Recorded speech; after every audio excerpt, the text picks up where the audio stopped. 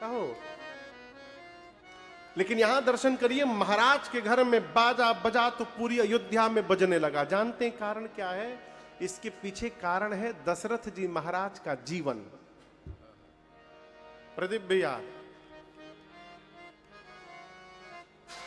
आप इस बात की कल्पना करेंगे कि कोई आदमी अपने जीवन के बुढ़ापे में पहुंच गया और उसको पता ही नहीं चला कि घर में कोनो बेटा नहीं है? ऐसा हो सकता है?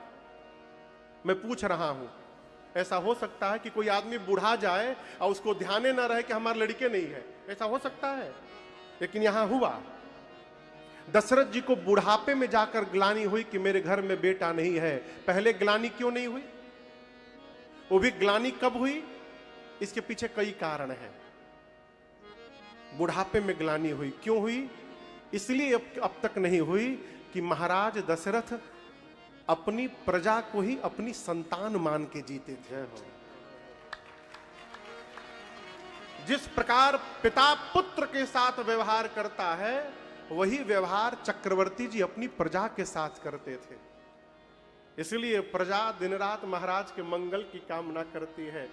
हमारे जीवन के प्रारंभ में, कथा क्षेत्र के प्रारंभ में मेरे पूज्य महाराज श्री ने हमसे एक बात कही थी, उसको मैं कभी भूल नहीं सकता। बोले, राजन, जीवन में यदि प्रसन्न रहना है तो एक मंत्र दे रहा हूं। रात के 1 बजे की बात है ये, मैं पांव दबा रहा था, उठ के बैठे, बोले, लाला, प्रसन्न रहना चाहते हो तो एक मंत्र देना चाहता हूं, सरकार आज्ञा करिए। बोले, आगे चलकर भगवत बड़ी कृपा होगी तुम्हारे ऊपर बाबू, लेकिन जीवन में एक बात याद रखना, जीवन में यदि ऐश्वर्य बढ़े ना तो तुमको पूरे परिवार के लिए जीना है, पूरे परिवार के लिए करना है। और ये मान के करना है कि तुमको तो सबके लिए करना है, लेकिन तुम्हारे लिए केवल तुमको करना है और किसी को नहीं करना है। तुम करते रहो। ये आशा लगाकर जिस दिन करेंगे कि हम किए, सामने वाले ने क्या किया, उसी दिन दुखी हो जाइएगा। आप अपना कर्तव्य करते रहिए।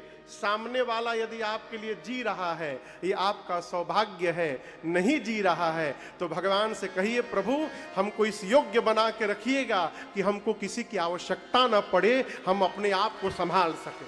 लेकिन आपको दिए हैं तो करते रहिए सबके लिए।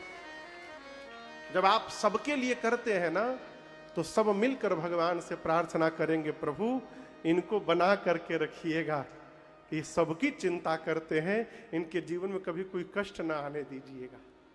ये जीने का मंत्र है। चक्रवर्ती जी महाराज का जीवन और उसका